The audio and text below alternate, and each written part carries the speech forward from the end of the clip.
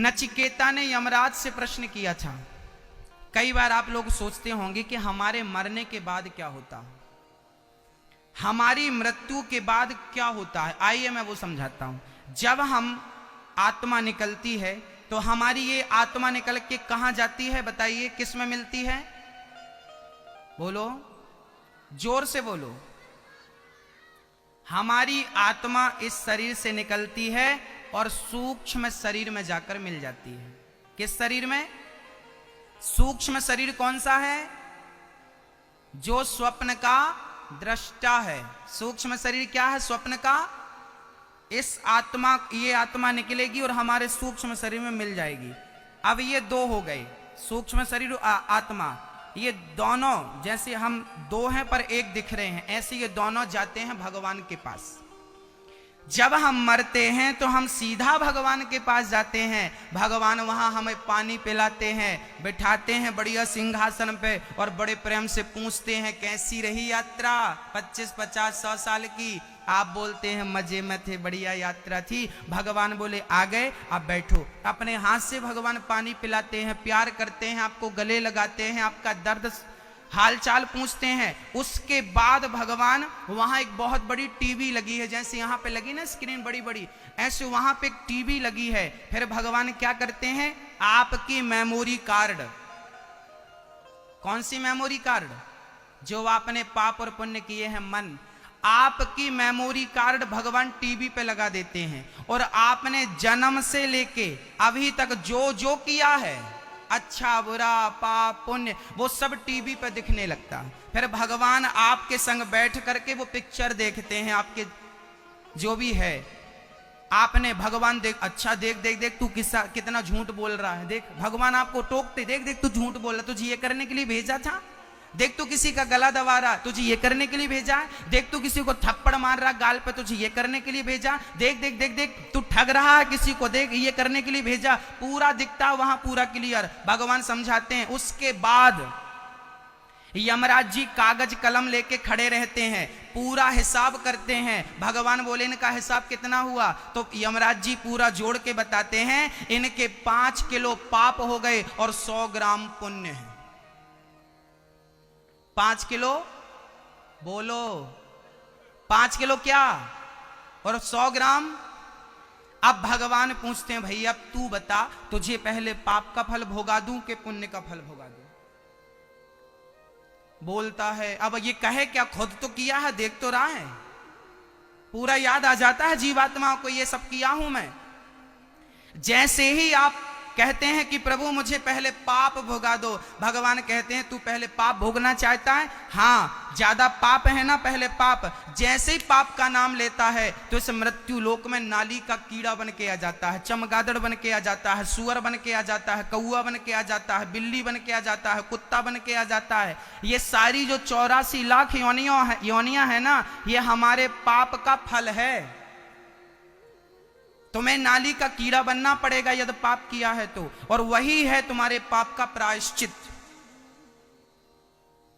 और जब पूरा पाप तुम भोगा के 5 किलो पाप है ना, जब तक खत्म नहीं हो जाएंगे तब तक जन्म लो मर जाओ, जन्म लो मर जाओ, जन्म लो मर जाओ, पुनरपि जननम पुनरपि मरणम पुनरपि जननी जठरे शयनम, मरो जन्म लो मरो जन्म लो, ये चलता रहता। जब पूरा 5 किलो पाप फिनिश हो जाता तो कितना पुण्य बचा है?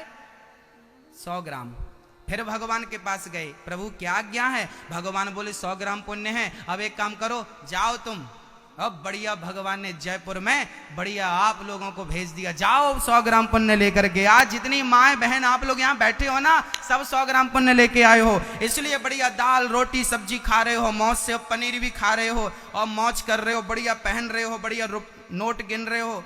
ये बढ़िया आपका पुण्य है। आपका पुण्य है तो आपको मानव का तन मिला, आपका पुण्य है तो आपको पहनने को अच्छे कपड़े मिल रहे हैं, आपका पुण्य है तो आपको खाने को बढ़िया रोटी मिल रही है।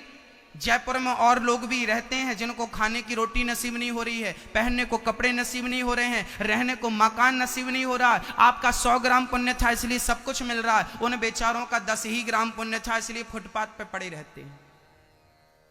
किसी का 100 ग्राम पुण्य है तो आप जैसे दिखते हैं, जिनका 10 ग्राम पुण्य है फुटपाथ पे पड़े हैं, और किसी का 250-300 ग्राम पुण्य हो जाए ना तो वो टाटा बिरला के घर पैदा हो जाते हैं।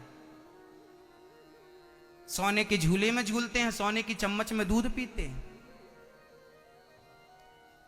कई बार एक सज्जन बोले, गुरुजी हम पिछला जन्म नहीं मानते, हम अगला जन्म भी नहीं मान। हमने मत मानो, चूल्हे में जाओ।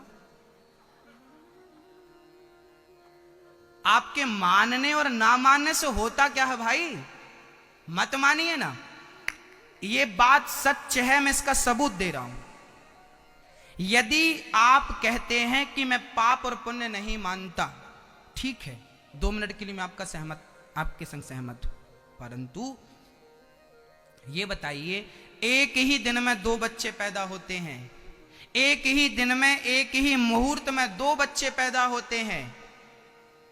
हां, एक बच्चा बड़े आदमी के घर पैदा होता है, सोने की चम्मच में दूध पीता है, सोने के झूले में झूलता है, और दूसरा बच्चा फुटपाथ पे पैदा होता है। मम्मी एक साड़ी का पल्लू इस पेड़ पे बांधती है, साड़ी का दूसरा छोर उस पेड़ पे बांधती है, उस साड़ी का झूला बना के झुलाती है।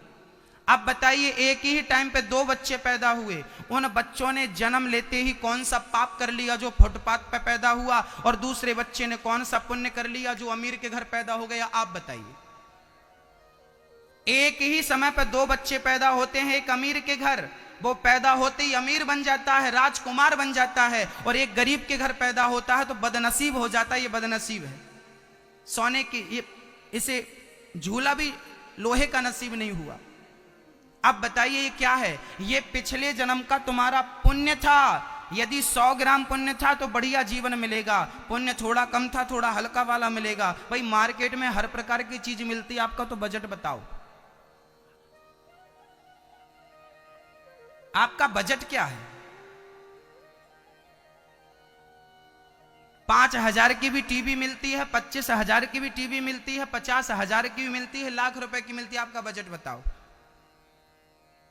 बस मेरी मां, आपको यहां इस जन्म में जो भी कुछ मिला है ये पिछले जन्म के पुण्य से मिला है, इसलिए कहता हूं कि पुण्य करते रहिए। शास्त्र कहते हैं, बाढ़ है, एक कहावत हमारे भारत में प्रसिद्ध है, बाढ़ है पूत पिता के धर्मा। एक बार बोलिए आप, बाढ़ है पूत पिता के धर्मा। इसका अर्थ जानते हैं?